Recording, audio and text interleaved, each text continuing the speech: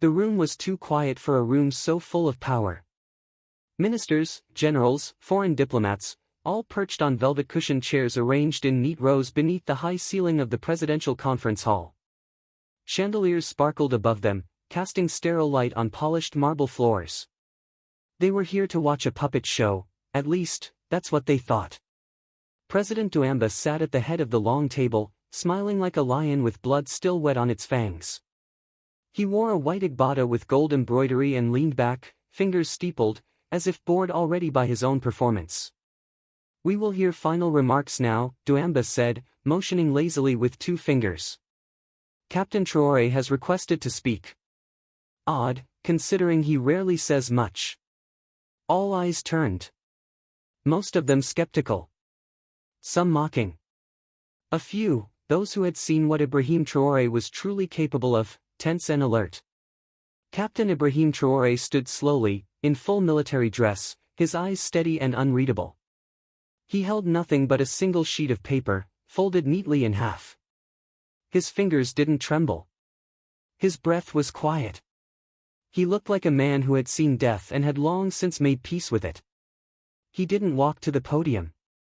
He didn't raise his voice. He began with a line. A single, haunting line. "A jackal cannot wear the crown without the scent of blood beneath it."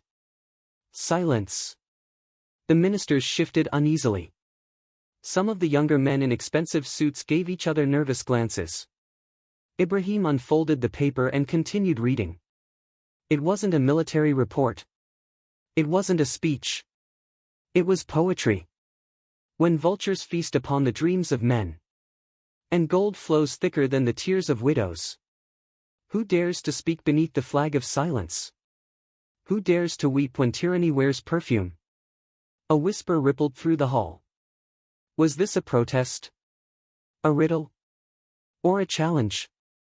General Temboko, head of the Internal Security Forces, leaned forward. "What is this, Traoré? Are we schoolboys now, listening to rhymes?" Ibrahim ignored him. He looked only at President Douamba. And continued. "They carved this land with trembling hands. While children starved beside oil rigs. They sold our voices for handshakes and handouts. And called it progress." "Enough," barked Temboko, rising. "You insult the Republic." But Douamba raised a hand, amused now. "Let him finish. Let the soldier finish his poem." Ibrahim finally looked up. His eyes swept the room. Not angrily. Not fearfully. Coldly. Clearly. "5 years ago, I buried a boy whose name was never written on a document. His father worked for the mines you privatized. When the boy died of thirst, I carried his body myself. There was no ambulance. No minister. Just red dust and silence." He folded the paper and placed it on the table. Slowly. "You have ruled this land with poison in your tongue and chains in your pockets. You've called it democracy. You've called it reform.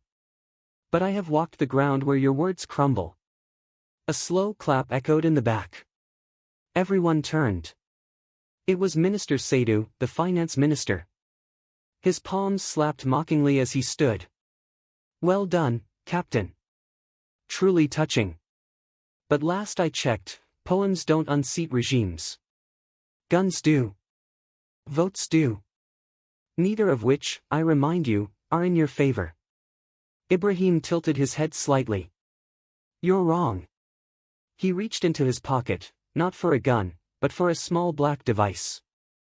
With one press, a signal activated. The chandeliers above flickered.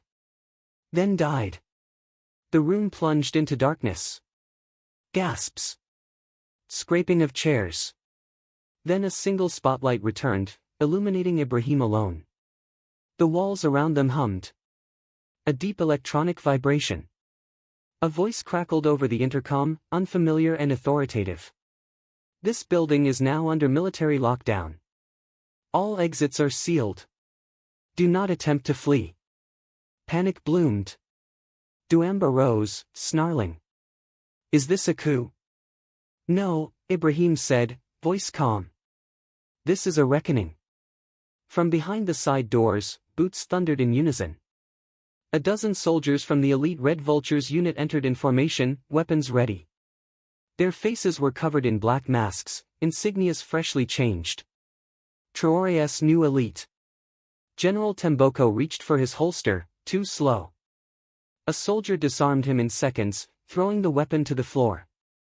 One minister collapsed into a chair, gasping for breath. Another tried to run but was caught by two soldiers and brought back like a flailing fish. Ibrahim stood unmoving. This building is now sovereign territory of the Transitional Republic, he said. Your regime is over. You may choose dignity. Or disgrace. That choice is yours. The room fell into stunned silence again. Then Douamba laughed. A slow, venomous laugh. You really think this changes anything? You've made your move, Captain. But you're still surrounded. You think the people will back a man who reads poems instead of laws? Ibrahim's jaw clenched. He stepped forward. I'm not asking the people to back me, he said. I'm giving them back their voice. He raised the poem one last time. And from the hallway beyond, a distant sound grew, voices chanting. Thousands of them. They weren't chanting his name. They were chanting the first line of the poem. A jackal cannot wear the crown. Over and over again. As the camera lenses hidden in the corners streamed the moment live. To every screen across the nation. Outside the compound, thousands surged in the streets. The sun was still rising, but the sky already pulsed with smoke from overturned cars, the crackle of burning tires, and the roar of the crowd echoing through Ouagadougou. The people had gathered without summons, just the poem, just the words. Someone had printed them on paper. Others shouted them from balconies. Children painted them on walls.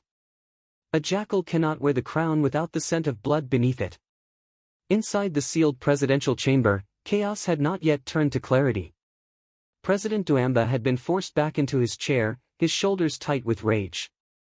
Around him, his ministers had divided into two groups, those silently accepting their fate, and those desperately whispering, bargaining, calculating how to betray one another next. One man, however, stood motionless. Minister of Intelligence Karim Dabo. He hadn't flinched during the lockdown. He hadn't spoken during the arrests. He simply watched Traoré like a chess master reading a board full of doomed pawns. Finally, he spoke. You didn't do all this just for theater. You have files. Names. Evidence. Ibrahim's gaze flickered toward him but didn't answer. Karim stepped forward slowly, ignoring the soldiers who raised their weapons. Let's not pretend this is just about poetry or justice. You planned this like a tactician. Which means you know who's been feeding the foreign firms, and who signed the death contracts in the Sahel. He pointed, not at Douamba, but at two men seated at the table's far end. Minister Now and Colonel Rafik. They coordinated the convoy massacres and blamed rebels. Ibrahim knows this. That's why they're sweating more than the others. Both men surged to their feet in protest. That's a lie. Now cried, slamming his hand on the polished table. You're deflecting. He's the traitor. Ibrahim's hand calmly reached into his tunic pocket and produced a worn flash drive. He placed it on the table like a dagger. This, he said, contains every intercepted transmission, every bank transaction, every name. The French oil contracts. The ghost militias. The bribes paid in Dubai and returned in blood here. He turned his gaze to Now and Rafik, who had gone pale. You're not afraid of me. You're afraid of the truth being louder than your lies. General Temboko growled through clenched teeth. You think the people want justice? They want food. Water. Fuel. You're feeding them words. Ibrahim took a step closer. I'm feeding them memory. And memory is more dangerous than bullets because it doesn't run out. Karim Dabo tilted his head slightly, amused. So what now, Captain? You put on this grand play, you lock us in, and then what? You think the world will applaud? The UN? ECOWAS? France? No, Ibrahim said. They'll panic. He turned to a soldier by the door and nodded. The man tapped his comms. Across the capital, pre-placed teams moved. The national television station. The radio broadcast towers. The main telecom node. All were simultaneously seized. Not with violence, but precision. Within 30 minutes, every broadcast channel in the country was replaced by one single feed. It showed Ibrahim Traoré standing calmly, his poem behind him in bold white text. Beneath it, interim transitional authority. Military-led. Civilian elected within 12 months. It wasn't just a coup. It was a plan. Douamba stood again, seething. You still need the military council's approval. The regions will never accept this without blood. You'll need to purge the governors. Ibrahim cut him off. I already did. Stunned silence. They declared loyalty this morning. Not to me. To the people. You ruled with fear. I gave them truth. That was enough. Someone knocked, once, on the chamber doors. The soldiers parted to let in a man dressed not in military uniform, but in tattered civilian clothes. He walked with a limp. His face was familiar to many. Mahamadou Diawara. A former schoolteacher who had been jailed for organizing a protest that never happened. Tortured. Forgotten. Now, he entered with a folder in hand. Ibrahim stepped aside and let him walk to the center of the room. This is not a military court, Mahamadou said in a quiet, scarred voice. But today, some names will begin to be known. And others, forgotten. He opened the folder and began reading the names. One by one. Of the dead. Of the betrayed. Of the children killed by mining collapses that were never reported. Of the mothers who begged for food and were told to wait for economic recovery. Each name came like a bullet. Some ministers sobbed. Others turned their faces away. Now tried to leave, he was tackled. Rafik fainted. Douamba stared blankly at the ceiling like a man watching his empire fall from the sky. Ibrahim Traoré didn't gloat. Didn't smile.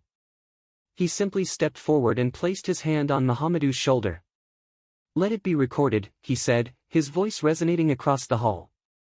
The people's silence has ended. The reckoning has begun. We are not asking for permission anymore. As he spoke, the voices outside grew louder, synchronized, powerful. They were chanting the second line now. When vultures feast upon the dreams of men. And inside the chamber, the walls that once held secrets now held only echoes of fear. But not for Ibrahim. He knew what came next. The harder part. The part where a revolution is not won with a poem, but defended with a promise. The transition headquarters wasn't a palace. It was a dusty, low-lit former municipal building barely equipped with working power. That was on purpose. Ibrahim refused to sit in Douamba's gilded chair. He chose this space, deliberately uncomfortable, grounded in reality, to begin building something honest. Something people could believe in. But as the night deepened, the weight of leadership came crashing down. Ibrahim stood over a table scattered with handwritten reports and intelligence updates. Most were alarming.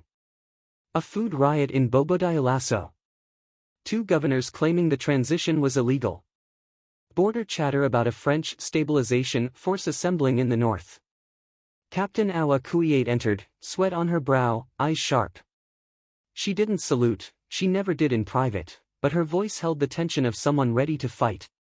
We confirmed the broadcast reached the northern provinces, she said. But the local commander in Dori is hesitating. He wants clarity. Ibrahim didn't look up. Clarity or leverage?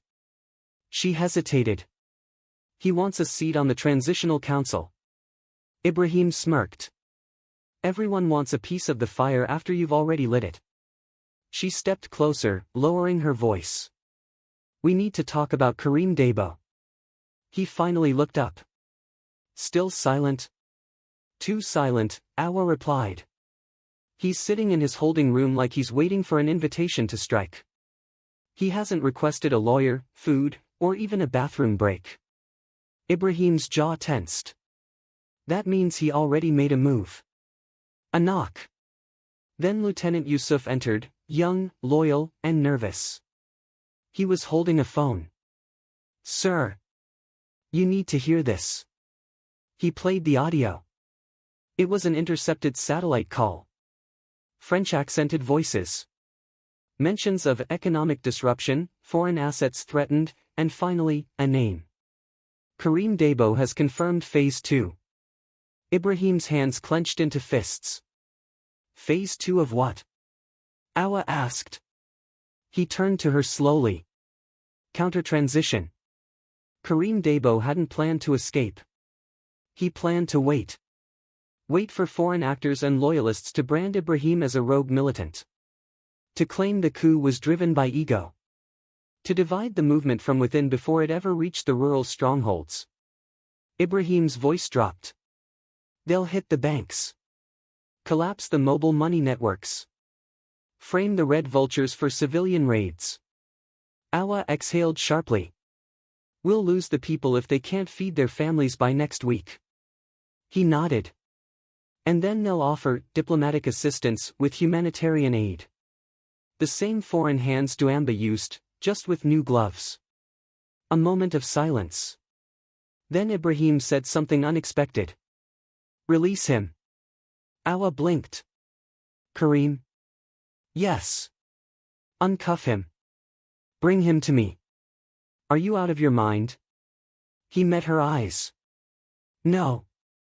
I'm betting that he's not out of his either. Minutes later, Karim Dabo was led in, hands free, but flanked by two silent guards. His white shirt was wrinkled, but he looked no less composed. You're smart, Ibrahim said, sitting. So let's skip the theatrics.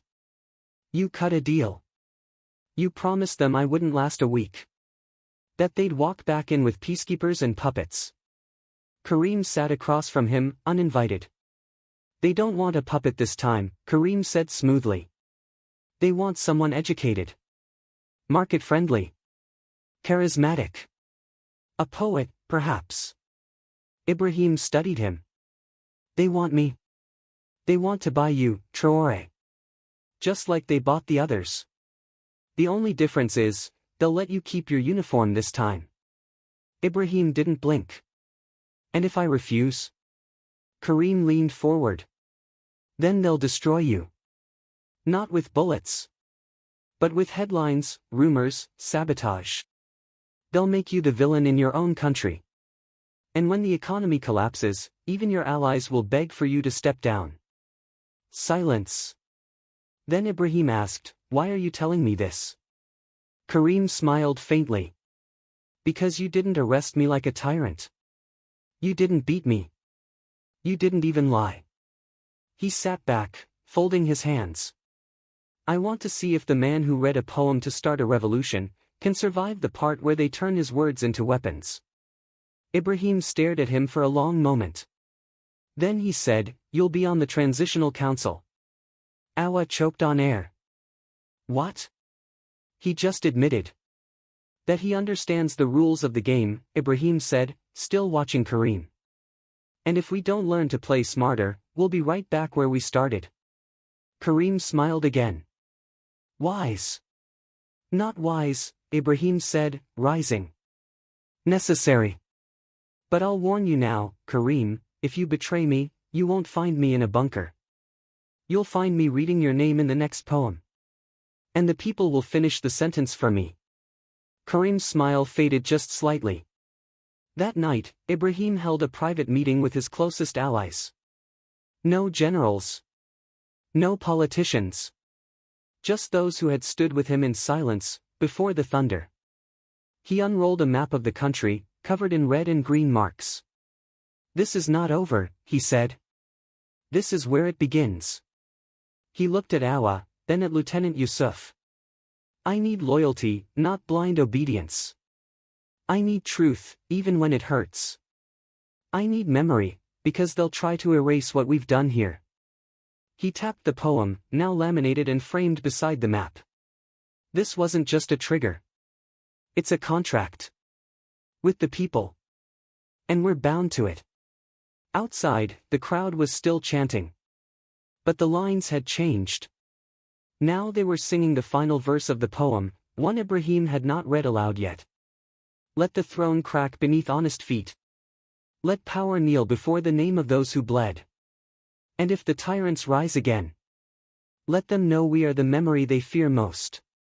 Ibrahim turned toward the window, listening not as a leader, but as a man carrying a nation's unfinished sentence.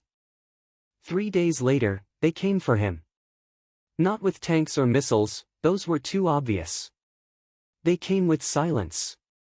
A digital blackout that shut down the mobile banking system across 3 regions. With fake audio clips circulating on Telegram, allegedly of Ibrahim plotting executions. With drones hovering over schools in Kaya, dropping leaflets that read, "The captain has betrayed the revolution. Return to order, or starve with the poet." At 4:12 a.m., Awa burst into the war room, her eyes blazing. They hit the telecom hub in Wahiguya. The sabotage came from inside. One of ours. Ibrahim didn't flinch. He simply slid a chess piece across a board in front of him. The rook. The castle. They think if they starve us, the walls will fall, he murmured. They're trying to make you a ghost, Awa snapped. They want your name whispered in shame. This isn't a coup, they're staging a funeral. Ibrahim stood, his jaw tight. Then we remind them, I'm not a name. He pointed at the map on the wall. I'm a direction. That morning, the poem returned, but not from him. A girl no older than 12, wearing a torn school uniform, stepped onto a local radio station in the southwest. She read the verses slowly, her voice cracking from hunger, but clear.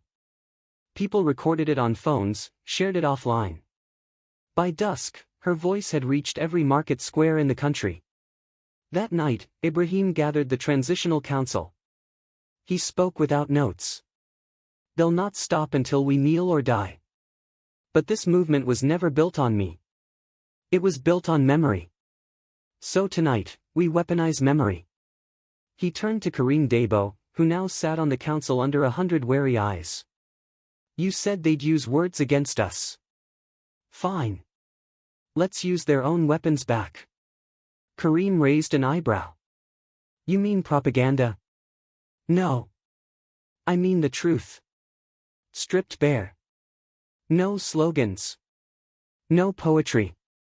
Just pain, on record. Every family duamba erased. Every body that never made it to a morgue. Every mine collapse. Every fake contract. Every bribe. Karim leaned back slowly. You're asking the people to relive their trauma? No, Ibrahim said. I'm asking them to own it. He looked at the others. Let every city hold a trial of memory. Not to convict, but to remember. Let the regime's ghosts speak before they're buried. And so it began. In marketplaces and bus terminals, makeshift stages appeared. Families brought photos. Wives held up the shirts of their disappeared husbands. Farmers read aloud the names of land stolen for foreign mining deals. Former soldiers confessed to orders they could no longer live with. It was not clean. It was not rehearsed. It was real. And the regime's power began to rot under the weight of what it had hidden. The international narrative tried to spin it: Burkina in chaos, militant junta abuses free speech, Traoré loses grip. But none of it stuck. Because the people were not waiting for a savior anymore. They were becoming one. Still, the enemy adapted. On the 5th night, a bomb detonated outside a hospital where one of the memory trials had just concluded. 17 civilians dead. 3 children. A note left in ash. Poems cannot shield blood. Karim read the intelligence brief aloud. This came from Unit Echo, foreign-trained mercenaries. Allegedly based in Tamale, Ghana. Paid in crypto. Masked under aid convoys. Awa threw the file onto the floor. This is war. No, Ibrahim said, softly. This is desperation. He stared out the window, where children had begun lighting candles for the dead. No protests. Just light. They've started killing the witnesses. Because they've run out of lies. Then he turned. Activate Project Inkstorm. Everyone in the room stiffened. That was the code name no one had thought he'd use. Awa blinked. You were serious about that? Always. She hesitated. But once we launch it, we can't control the fallout.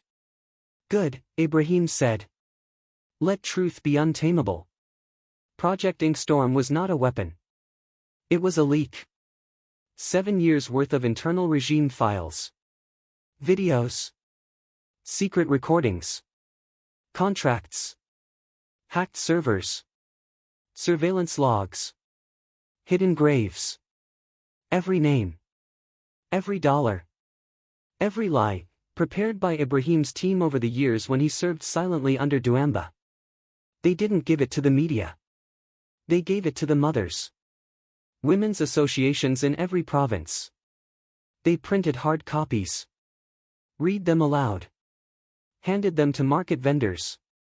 Slipped them into church benches. Folded them into bread sacks. And it exploded like wildfire. Within 48 hours, the entire ecosystem of the old regime collapsed. Generals in hiding. Diplomats resigning. Foreign companies disavowing contracts. Even the ECOWAS officials began backtracking, offering support for a peaceful transition. But Ibrahim remained quiet.